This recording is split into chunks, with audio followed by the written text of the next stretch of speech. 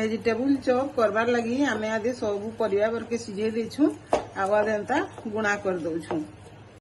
देखो तादे गैस जाली कढ़ईटा बसई देली आउ एखन आदे तेल टिके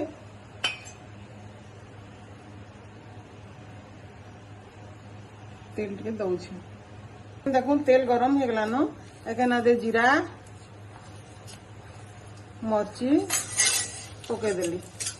एखन तेल गरम हो गई सब फुटी गला न एखन परिवा के दे दउछे। तेने हल्दी आ मर्ची गुड़ा दे दउछे आ नून तो तार ये स्वाद अनुसार देमा।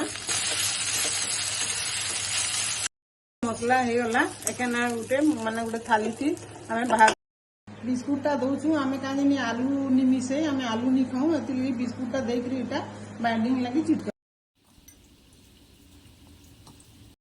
वेजिटेबल चॉप करबार लगी ताके गोल गोल करी ये आरारूट थी गुली आरारूट के पान करी गुली दई छे से थी डीप करी आदे सूजी थी सूजी देकरी आदे छानु छे।